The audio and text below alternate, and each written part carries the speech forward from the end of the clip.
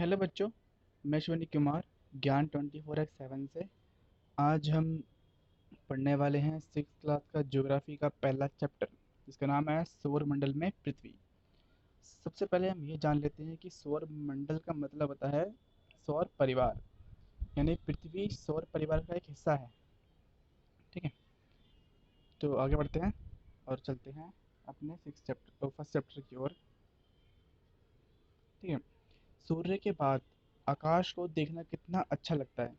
आसमान में पहले एक या ही दो चमकते बिंदु ही दिखते हैं, लेकिन बाद में इनकी संख्या बढ़ती जाती है। आप इनकी गणना नहीं कर सकते। तारुफ गणना कर सकते हैं? नहीं कर सकते। संपूर्ण आकाश छोटी छोटी चमकदार वस्तुओं से भर जाता है, जिनमें से कुछ चमकीले होते हैं और कुछ धुंधले होते हैं। ऐसा प्रतीत होता है मानो आकाश में हीरे जड़े हों, है ना। इनमें एक कुछ टिमटिमाते हैं, इनमें से कुछ कुछ होते हैं वो टिमटिमाते हैं, लगते हैं। प्रतीत मतलब होता है लगना। प्रतीत मतलब होता है लगना। ठीक है, लेकिन अगर आप उनको ध्यान से देखेंगे तो आप पाएंगे कि इनमें से कुछ ही टिमटिमाहट इनमें से कुछ की टिमटिमाहट अन्यों से अलग है। ये बिना किसी टिमटिमाहट के चंद्रमा के समान चमकते हैं। ठीक है, इन चमकीली वस्तुओं के साथ आप लगभग प्रतिदिन चंद्रमा को भी देख सकते हैं। प्रतिदिन का मतलब होता है हर रोज। यह अलग अलग समय पर अलग आकार त- तथा अलग स्थितियों में दिखाई देते हैं। मतलब कभी ये छोटे बड़े भी होते हैं, और इनकी जो स्थिति होती है कभी उत्तर दक्षिण में बदलती रहती है। कुछ तारों की और कुछ तारों की नहीं बदलती है। उनके बारे में आगे पढ़ेंगे। आप पूर्ण चंद्र को लगभग एक महीने में एक बार देख सकते हैं। देखिए, जब पूर्ण चंद्रमा होता है मतलब जब पूरा गोल चंद्रमा दिखाई देता है, उसे हम एक महीने में एक बार देख सकते हैं। यह पूर्ण चंद्रमा वाली रात को क्या बोलते हैं? पूर्णिमा की रात। ठीक है, 15 दिन के बाद आप इसे नहीं देख सकते, यानी हर 30 दिन बाद ये रिपीट होता है, 15 दिन बाद नहीं होता। यह नए चंद्रमा की रात्रि या अमावस्या होती है। एक चीज होती है अमावस्या, एक होती है पूर्णिमा। तो पूर्णिमा हर 30 दिन बाद आती है, और जो अमावस्या होती है वो हर 15 दिन बाद आती है। ठीक है, तो आप आसमान का अवलोकन अच्छी तरह से कर सकते हैं। कब? अमावस्या के दिन। क्या आपको इस बात पर आश्चर्य नहीं होता कि हम दिन के समय चंद्रमा एवं इन सभी छोटी चमकीली वस्तुओं को क्यों नहीं देख पाते? ऐसा इसलिए है क्योंकि सूर्य के अत्यधिक तेज प्रकाश के कारण रात के समय चमकने वाली वस्तुओं को हम दिन में नहीं देख पाते। क्योंकि सूरज का प्रकाश इतना तेज होता है तो दिन में ये नहीं दिखाई देती, क्योंकि इनका प्रकाश सूर्य से कम होता है।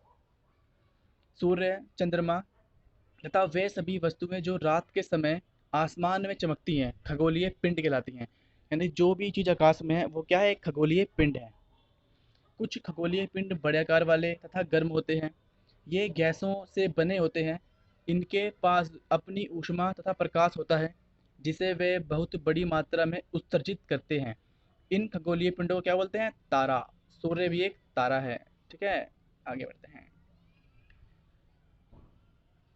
रात के समय चमकते हुए अनगिनत तारे सूर्य के समान ही हैं। यानी जितने भी हम तारे देखते हैं ना, वो सब सूरज है, और हमारा सूरज भी एक तारा ही है।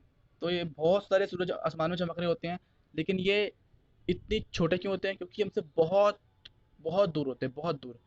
फॉर एग्जाम्पल, जो सूरज है जो हमारा, वो भी हमारी पृथ्वी से 5 करोड़ किलोमीटर दूर है। तो अब देख लीजिए, तो ये कितने दूर होंगे। रात के समय चमकते हुए अनगिनत तारे सूर्य के समान ही हैं। ठीक है, लेकिन हमसे बहुत अधिक दूर होने के कारण हम लोग उनकी ऊष्मा या प्रकाश को महसूस नहीं करते हैं। ठीक है, तथा वे अत्यंत छोटे दिखाई पड़ते हैं क्योंकि बहुत दूर हैं। आपने अवश्य ध्यान दिया होगा कि कुछ दूरी से देखने पर सभी वस्तुएं छोटी दिखाई पड़ती हैं। ठीक है, अत्यधिक अत्यधिक ऊंचाई पर उड़ रहा हवाई जहाज कितना छोटा दिखाई देता है ना। रात्रि में आसमान की ओर देखते समय आप तारों के विभिन्न समूहों द्वारा बनाई गई विविध मतलब अलग अलग प्रकार की आकृतियों को देख सकते हैं। ये इन्हें क्या बोलते हैं? नक्षत्र मंडल, अर्सा मेजर या बिग बियर इसी प्रकार का एक नक्षत्र मंडल है। ठीक है। बहुत आसानी से पहचान में आने वाला नक्षत्र मंडल सप्तऋषि है, यानी 7 तारों का समूह को बोलते हैं सप्तऋषि। तो एक सप्तऋषि की आकृति बनती है आसमान में, तो उसे हम बड़ी आसानी से पहचान सकते हैं। ठीक है। यह 7 तारों का समूह है जो कि नक्षत्र मंडल अर्सा मेजर का भाग है, यानी उसका एक पार्ट है। अपने परिवार या पड़ोसी में किसी बड़े व्यक्ति से कहिए कि वह आपको आसमान में और अधिक तारों, ग्रहों तथा नक्षत्र मंडलों को दिखाए। प्राचीन समय में सॉरी प्राचीन समय में लोग रात्रि में दिशा का निर्धारण तारे की सहायता से करते थे, यानी तारों की हेल्प से पता लगाते थे कि कौन सी दिशा उत्तर, दक्षिण या पूर्व, पश्चिम कौन सी दिशा होती है, यानी किस तरफ है ये। उत्तरी तारा उत्तर दिशा को बताता है, इसे ध्रुव तारा भी कहते हैं। तो आपके पेपर में ये क्वेश्चन जो ये जो बात लिखी है यहाँ पे, ये आराम से 1 नंबर में आ सकती है कि ध्रुव तारे को क्या बोलते हैं? उत्तरी तारा। ठीक है। यह आसमान में हमेशा एक ही स्थान पर रहता है। हम सप्तऋषि की सहायता से ध्रुव तारे की स्थिति को जान सकते हैं। चित्र 1.1 में आप देखेंगे कि यदि सप्तऋषि मंडल के संकेत तारों को आपस में मिलाते हुए एक काल्पनिक रेखा खींची जाए एवं उसे आगे की ओर बढ़ाया जाए, तो यह ध्रुव तारे की ओर इंगित करेगी। इंगित मतलब होता है इशारा करना, जैसे कि यहाँ पर है, दिखा रहा, समझ में आ रहा होगा आपको, दिखाई दे रहा है।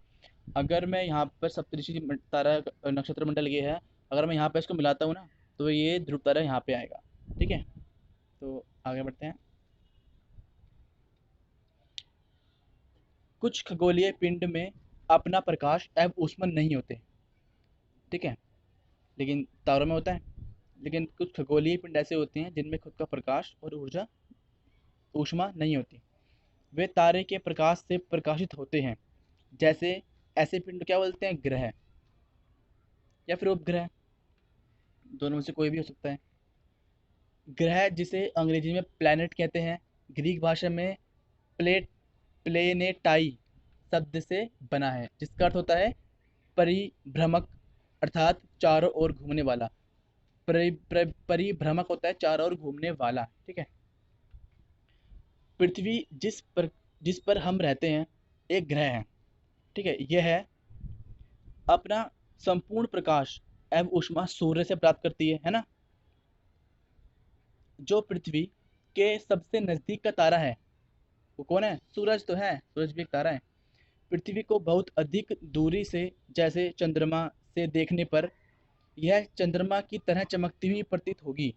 अगर हम चांद पर जाएं और वहां से पृथ्वी को देखते हैं, तो जैसे यहाँ से देखने पर चंद्रमा चमकता है, वैसे ही वहां से देखने पर पृथ्वी चमकेगी। ठीक है। तो आगे बढ़ते हैं, और ये कुछ चीज है, इसे देख लेते हैं।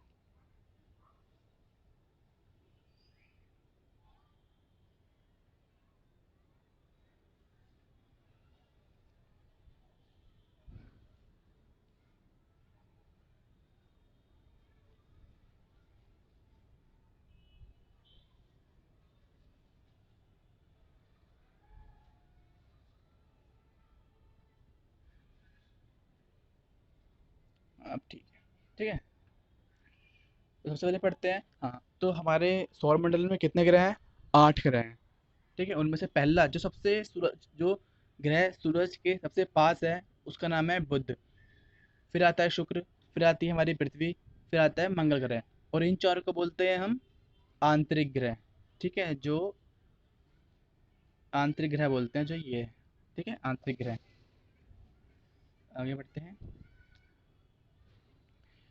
जो बुध ग्रह है पहला, सूरज के चारों ओर एक परिक्रमण, यानी सूरज के चारों ओर घूमना, वो करता है ये 88 दिन में, यानी 88 डेज में। और अपने अक्ष पर, हाँ, एक होता है परिक्रमण, एक होता है घूर्णन। परिक्रमण मतलब होता है चक्कर काटना, ठीक है। और घूमना मतलब होता है अपने ही स्थान पर खड़े खड़े घूमना। ठीक है। जो पृथ्वी है वो भी दो तरीके से घूमती है। एक जिससे साल बनता है, यानी कि 12 महीने बनते हैं। और एक गति वो होती है जिससे दिन और रात बनते हैं। ठीक है। जो पृथ्वी सूरज के चारों ओर चक्कर मारती है उससे बनता है 1 साल। ठीक है। और जो जिसकी वजह से दिन और रात होते हैं वो होता है घूर्णन गति। आगे बढ़ते हैं। तो सूरज के चारों ओर एक परिक्रमण करता है बुध ग्रह 88 दिन में। और अपने अक्ष पर यानी अपने खड़े खड़े स्थान पर घूमना वो करता है 59 दिन में, यानी 59 डेज में। आगे बढ़ते हैं। दूसरा है शुक्र ग्रह। शुक्र ग्रह को पृथ्वी की बहन भी बोलते हैं। ठीक है। सूर्य के चारों ओर एक परिक्रमण करता है 255 दिन में, यानी 255 डेज में ये सूरज के चारों ओर घूम पाता है। और अपने अक्ष पर यानी घूमता है उसका, वो घूमता है 243 दिन में, यानी 243 दिन में ये 243 दिन शुक्र ग्रह का और पृथ्वी का एक दिन बराबर है। ठीक है। सूर्य के चारों ओर एक परिक्रमण 365 दिन में करती है हमारी पृथ्वी की, तो पता ही है। और एक दिन करती है एक दिन में, यानी कि जो घूर्णन है अपने स्थान पर खड़े खड़े वो एक दिन में घूम पाती है, यानी 24 घंटे कह सकते हैं। और हमारे पास एक चंद्रमा है जो उससे पहले के ग्रह हैं, बुध और शुक्र, उनके पास अपना कोई चंद्रमा या उपग्रह कह सकते हैं वो नहीं है। क्यों नहीं है? क्योंकि वो सूरज के इतने नज़दीक हैं, अगर उनके पास अपना कोई चंद्रमा या उपग्रह होगा भी ना तो सूर्य उसे अपनी ओर खींच लेगा और अपने अंदर मिला लेगा। तो आगे अगला ग्रह है मंगल ग्रह। मंगल ग्रह सूर्य के चारों ओर एक परिक्रमण 687 डेज में करता है और अपने अक्ष पर घूमता है एक दिन में, यानी कि घूर्णन जो होता है वो एक दिन में घूम पाता है पूरा। और इसके पास दो चंद्रमा है जिनका नाम है फोबोस और डिमोस। और इन्हें हम आंतरिक ग्रह भी कहते हैं इन चारों को। इसके बाद आता है बृहस्पति ग्रह। और इन यहाँ पे 4 ग्रह हैं, बृहस्पति, शनि, यूरेनस और नेपच्यून। यूरेनस को बोलते हैं अरुण, नेपच्यून को बोलते हैं वरुण। तो इन चारों ग्रहों को बोलते हैं बाह्य ग्रह। ठीक है। बाह्य ग्रह बोलते हैं इन चारों को। आगे बढ़ते हैं। बृहस्पति सूर्य के चारों ओर एक परिक्रमण करता है 11 साल 11 महीने, लगभग 12 साल में करता है। ठीक है। अपने अक्ष पर घूमता है ये 9 घंटे में, यानी बहुत स्पीड तेज है इसकी घूमने की, बड़ा भी है सबसे ये बृहस्पति ग्रह। और घूमता ही बहुत स्पीड में है अपने अक्ष पर। ठीक है। मैं कह रहा हूँ घूर्णन की, परिक्रमण तो करता है 11 साल 11 महीने में। ठीक है। और इसके कितने कितने उपग्रह हैं? 53, 53। और उसके बाद आता है शनि ग्रह। सूर्य के चारों ओर एक परिक्रमण 29 साल और 5 महीने में करता है। ठीक है। और अपने अक्ष पर घूमता है 10 घंटे 40 मिनट की, तो इससे भी तेज निकला। नहीं, तेज नहीं, धीरे ही है। तो ये कहूँ कि ये कर रहा है 9 घंटे 56 मिनट में और ये कर रहा है 10 घंटे 40 मिनट, तो कुछ धीरे हो गया। और चंद्रमा की संख्या इसके पास है 53। ठीक है। आगे बढ़ते हैं। आता है आगे यूरेनस और नेपच्यून। तो सूर्य के चारों ओर एक परिक्रमण करता है 84 साल में, अपने अक्ष पर घूर्णन करता है 17 घंटे में। ठीक है। और इसके पास कितने चंद्रमा है? 27। इसको बोलते हैं अरुण ग्रह भी। ठीक है। उसके बाद आता है वरुण ग्रह यानी नेपच्यून। सूर्य के चारों ओर परिक्रमण करता है 164 साल में और अपने अक्ष पर करता है घूर्णन 16 घंटे 7 मिनट में। और इसके पास 13 है संख्या। ठीक है, चंद्रमा की। और इसमें आपने एक चीज़ देखी होगी कि यहाँ पर देखो, यहाँ पर था 88 दिन, यहाँ पर 256, फिर 365, फिर 600 का पहुँच गया। ठीक है। ऐसे आगे बढ़ते बढ़ते यहाँ पे 11 साल हो गया, यहाँ 29 साल हो गया, यहाँ पे 84 साल हो गया और यहाँ पे 164 साल हो गया। यानी कि जो जो ग्रह हैं सूर्य का परिक्रमण कर रहे हैं, इनकी जो करने का जो टाइम है वो बढ़ता जा रहा है। वो क्यों बढ़ रहा है? तो इसका आंसर यहाँ पर है। देखो, ये सूरज है, जो बुध ग्रह सबसे पास में है, तो ये तो आराम से कर लेगा 88 दिन में। फिर ये जो अगला भी कर लेगा 255 दिन में। जो हमारा शुक्र ग्रह है, पृथ्वी करती है 365 दिन में। और उसके बाद जो हमारा मंगल ग्रह है ये भी करता है 687 दिन में। ठीक है। ये इसलिए यहाँ तो आराम से कर लेगा ये पार, लेकिन जो और भी ग्रह हैं वो तो टाइम लगाएंगे कर घूमने में, है ना। तो इसलिए ये बढ़ता रहता है, जो घूमने परिक्रमण करने का टाइम है। ठीक है, तो आगे बढ़ते हैं, थोड़ा सा और पढ़ लेते हैं, ठीक है, फिर करेंगे इसको अगली वीडियो में कंप्लीट।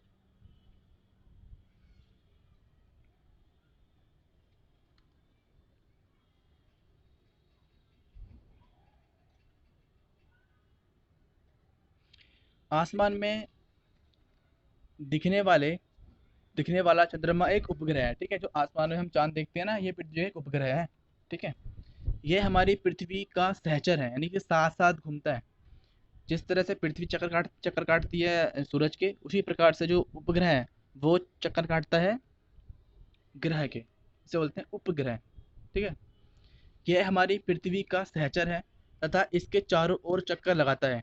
हमारी पृथ्वी के समान 7 अन्य ग्रह भी हैं। ऐसे हमारी पृथ्वी है वो देख ही चुके हैं हम। पहला कौन सा आता है? बुध, फिर आता है शुक्र, फिर आता है पृथ्वी, फिर मंगल, फिर बृहस्पति, फिर शनि, फिर अरुण, फिर वरुण, ठीक है। नेपच्यून या यूरेनस भी बोलते हैं इनको। तो आगे बढ़ते हैं। 7 अन्य ग्रह भी हैं जो सूर्य के प्रकाश एवं ऊष्मा प्राप्त करते हैं, ठीक है। यही सूर्य से प्रकाश और ऊष्मा प्राप्त करते हैं। उनमें से कुछ के पास अपने चंद्रमा भी हैं। जो मैंने बताया था स्टार्टिंग में, 2 को छोड़कर बाकी जो 6 ग्रह बचते हैं उन सबके पास अपने चंद्रमा हैं। इन 2 के पास क्यों नहीं है? क्योंकि ये सूरज के बहुत पास हैं, और जो सूरज का गुरुत्वाकर्षण बल है वो इनके चंद्रमा अगर होते भी तो ये अपनी ओर खींच लेता, कि बहुत पास है, ठीक है। तो इसके बाद जो हम पढ़ेंगे अगले वीडियो में, तब तक के लिए गुड नाइट, बाय बाय।